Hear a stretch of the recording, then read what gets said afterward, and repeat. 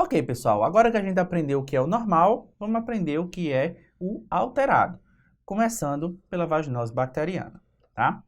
Pessoal, a gente divide aí as vulvaginites nas infecções endógenas, que não são consideradas infecções sexualmente transmissíveis, onde estão a vaginose bacteriana e a candidíase vulvaginal, e nas infecções sexualmente transmissíveis, onde a gente tem a tricomoníase, que está dentro das vulvaginites, e onde a gente tem os agentes causadores de cervicite, que é outro tipo de infecção, tá bom?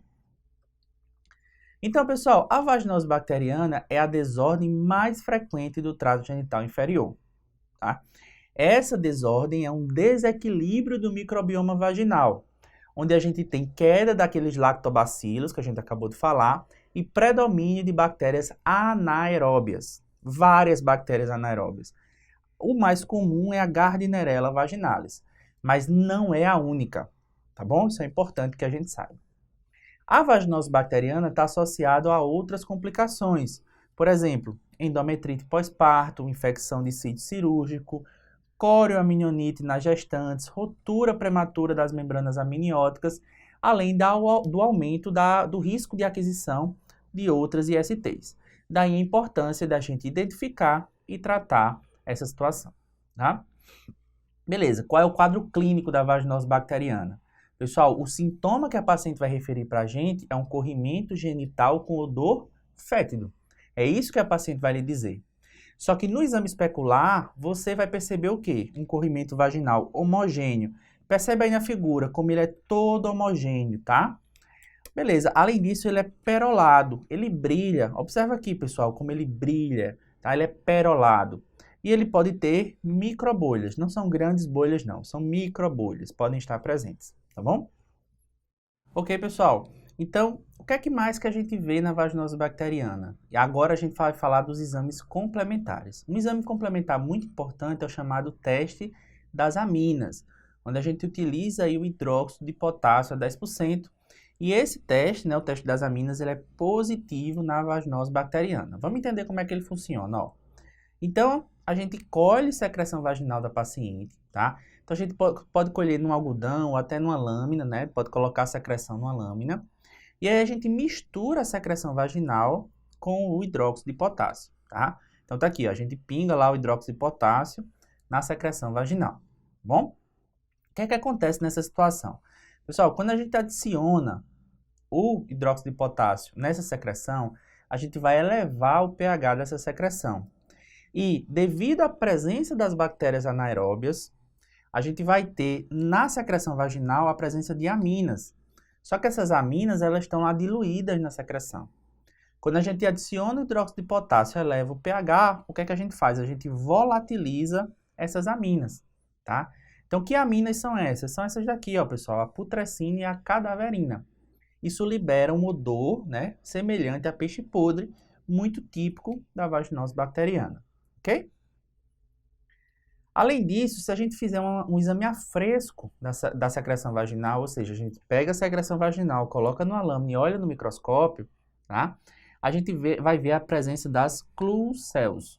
As clucells também podem ser chamadas de células-alvo, células indicadoras ou células índice. É tudo sinônimo, tá, pessoal? O que é uma clucel? É uma célula epitelial, tá aqui, ó, uma grande célula epitelial vaginal, tá aqui o núcleo dela, ok? E ela está recoberta de anaeróbios. Os anaeróbios ficam aderidos às células vaginais e aí eles deixam a borda da célula mal definida, o contorno da célula mal definida. Isso é uma clucel, ok? Beleza, pessoal. Então, para a gente fazer o diagnóstico da vaginose bacteriana, a gente precisa de anamnese, exame físico e poucos exames complementares que a gente mesmo realiza no consultório. Não precisa nada de laboratório. Então, a gente tem aquele odor, aquele corrimento característico, o teste das aminas positivo, tá? E a presença das clucells, sem falar do pH maior do que 4,5, tá bom? Então, esse é o quadro clínico, né, o exame físico típico da vaginose bacteriana. Isso está refletido no critério diagnóstico, que é o chamado critério de Ansel, tá? Então, para a gente fechar esse diagnóstico de vaginose bacteriana, a gente precisa ter pelo menos 3 dos 4 critérios de Ansel. E quais são os critérios de Ansel? É justamente o que eu falei para vocês. O corrimento, o pH, o teste de Whiff e a presença das Klebsiellas. Então, se a gente tem 3 desses 4, a gente fecha o diagnóstico de vaginose bacteriana, tá certo? Lembrem, a gente não precisa de cultura. O diagnóstico da vaginose bacteriana, ele é clínico, baseado no exame físico e baseado nos testes que a gente faz durante o exame físico, tá? Não precisa de cultura, beleza? Ok, como é que a gente trata a vaginose bacteriana? Primeiro, a gente tem que saber quem que a gente vai tratar. A gente não precisa tratar todo mundo, mas a gente vai tratar as pacientes grávidas e vai tratar as pacientes sintomáticas. Além disso, a gente também vai tratar as pacientes em pré-operatório de cirurgia ginecológica ou de procedimentos invasivos do trato genital inferior. Por quê? Porque a vaginose bacteriana predispõe à infecção do sítio cirúrgico, ok?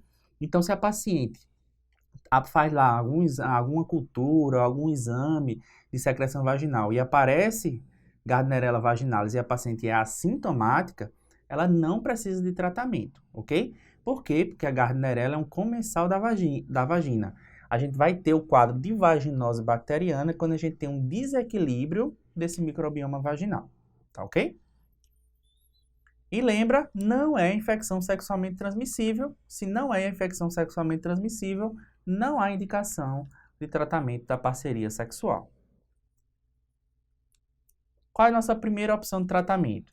Nossa primeira opção de tratamento é o metronidazol, ok? A dose são 500 mg 2 vezes ao dia por 7 dias. Então, se for a apresentação de 250, você faz 2 comprimidos. Se for a apresentação de 500, você faz um comprimido só, 2 vezes ao dia por 7 dias. É por via oral, tá? O tratamento por via vaginal não é o mais recomendado. Pode ser uma segunda opção, por exemplo, a clindamicina? Pode, mas o ideal é por via oral, é metronidazol por via oral, inclusive para gestantes, tá certo? Só tenham cuidado com o efeito de sulfiram, tá? Então lembra que o metronidazol, principalmente, ele está relacionado com o efeito de sulfiram, então você tem que orientar a sua paciente de não ingerir bebida alcoólica enquanto estiver fazendo uso dessa medicação, tá bom?